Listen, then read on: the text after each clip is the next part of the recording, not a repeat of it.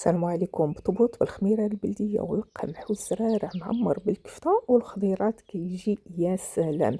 تبعوا معايا الوصفة. غادي ناخد واحد المقلة ندير فيها شوية زيت الزيتون وغندير فيها الخضيرات اللي غنكتب لكم اسفل الفيديو. انا كنطحنهم في الترموميكس، كندير السرعة 5 لمدة 5 ديال الثواني. ممكن تحكوهم في الحكاكة الغليظة او تقطعوهم بالمسرقاق مزيان، وغادي نشحروهم في المقلة مزيان مزيان. من بعد غادي نزيدو عليهم واحد الكميه ديال الكفته اللي متوفره عندنا، وغنخليوها تشحر. وغادي نزيدو عليهم العطريه اللي غنكتب لكم اسفل الفيديو. غنخليوها تشحر حتى تنشف مزيان من الماء، وفي الاخير غنزيد عليها قزبر ومعدنوس مقطعين ونطفي عليها ونخليها حتى تبرد تماما. هنا عندي العجينه ديال البطبوط شاركتها معكم، غتلقاوها مثبته في الصفحه عندي. انا كيعجبني نوزن وندير كل كويره د العجينه فيها 100 غرام. غادي ناخذ واحد الكويره وغادي ندلكها بيديا.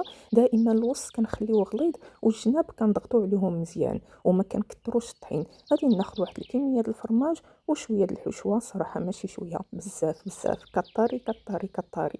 البطبوط كيجي زوين الا كان عامر بالحشوه ماشي عامر بالعجينه.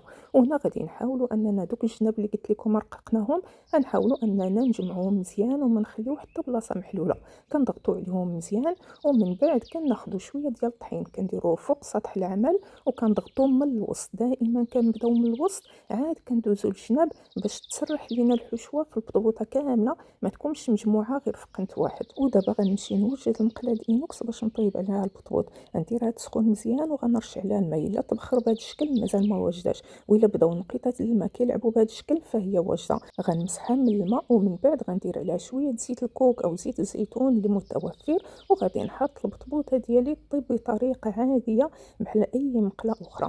نطيبها على الجهه الاولى ونقلبها على الجهه الاخرى حتى كتبان ليا طابت مزيان. وها هو البطبوط ديالنا بالخميره البلديه والقمح والزرارع معمر بالكفته والخضيرات كيجي رائع. ولكن اهم حاجه كطاري كطاري كطاري، كثروا من الحشوه باش يجي بنين. حنا بغينا ناكلوا الحشوه، ما بغيناش ناكلوا قوه العجينه. وما تنساوش اختياراتنا اليوم هي صحتنا ضد